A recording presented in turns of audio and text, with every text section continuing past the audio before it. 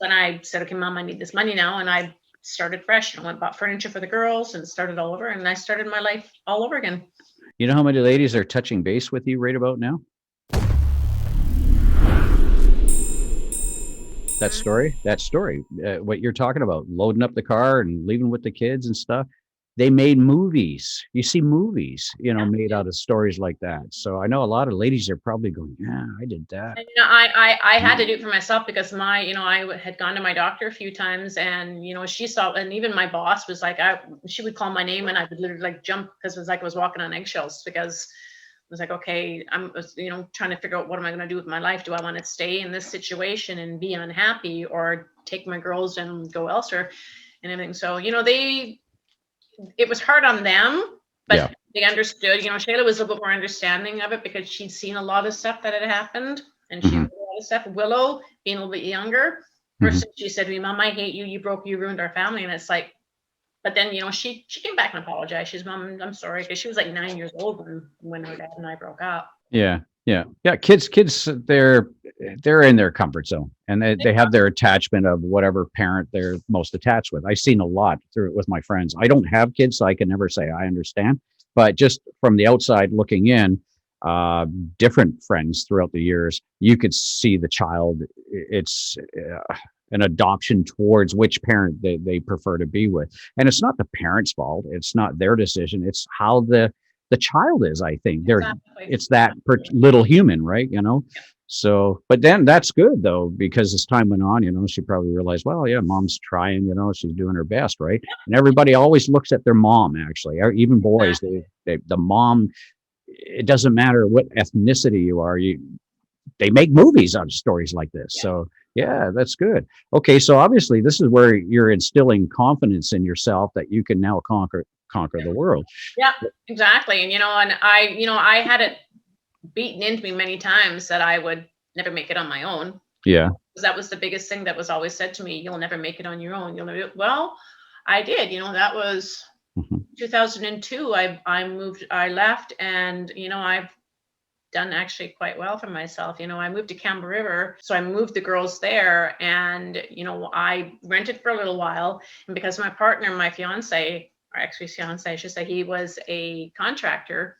He said, "You know what?" Like, he was building these duplexes, so I was, when I went to go for a mortgage, my mortgage broker said to me, "Why should you pay somebody else's mortgage when you can be paying your own?" Mhm. So he built duplexes. So I bought a half a duplex for myself and my girls, our first home.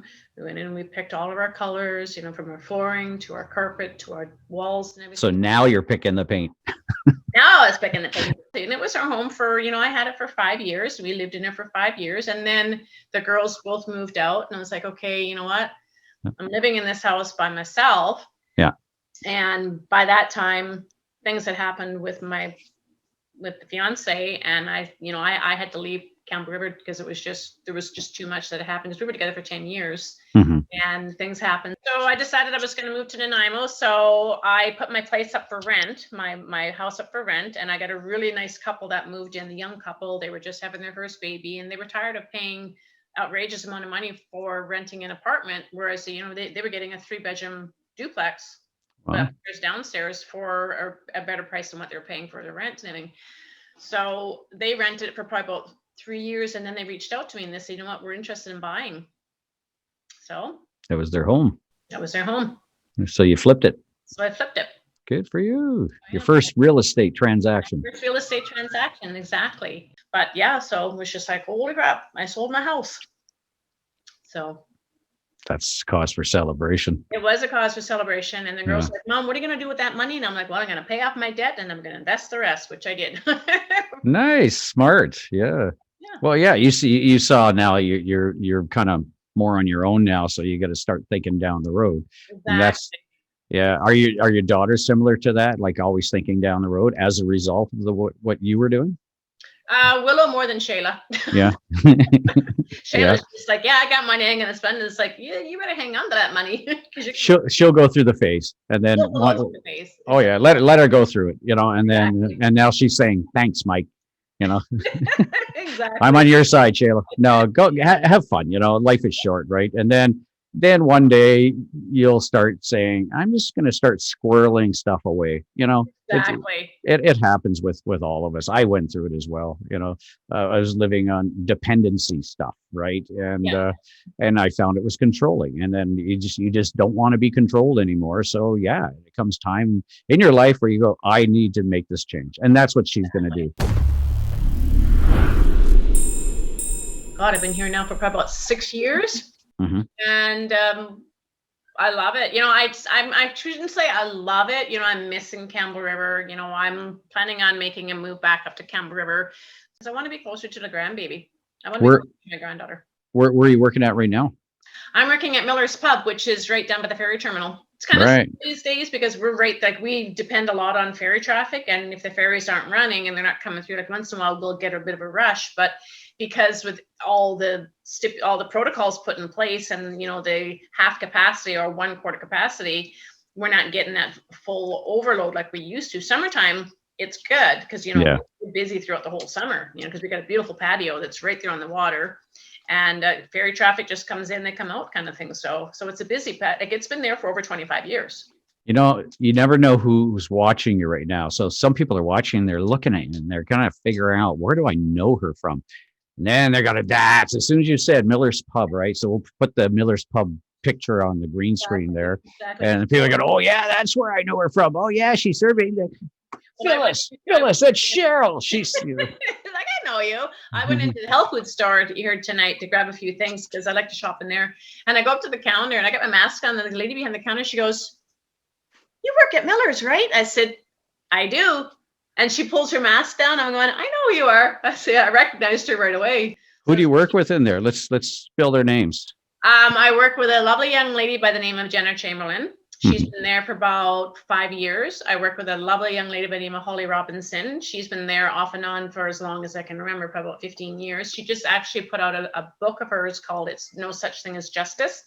And it's a fictional book, but it's based on her life. How cool is that? Yeah. And then I work with another young lady by the name of Cheryl Walsh. She doesn't work here there all the time. She's only 1 day a week. She's got 2 kids and she's got another one on the way. So wow. And then there's another young lady by the name of Sydney Wilson that I work with as well. So she has a second job outside of working at the pub. And so she's got her own aesthetics business. So obviously you like healthcare. Yes, I do. And you like feeling good, obviously, because every time you get your hair cut, look at this, got the hair, and you do. You look very healthy. You look, very well put together. Thank you. Now, what's behind it? Let's on your shelf there. You got some solutions. Now, the promo I used was a gentleman with a very large belly. So your gut looks like this? I got help for you. Next week, Cheryl Walsh. I saw that. That was a good promo. Well, it's to the point. You want to sell a product, you got to smack them in the face, right? You carry about 25 pounds of waste in your body between your colon and your internal organs. 25 pounds. 25 pounds. And a lot of that is a lot of that to put this is dried fecal matter. Oh, well, that's a polite way of saying it. It's shit.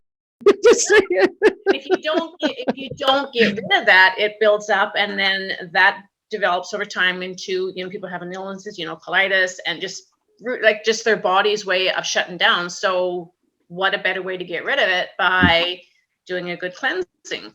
Yeah. On the next episode, we call this tea the tea that makes you go poop.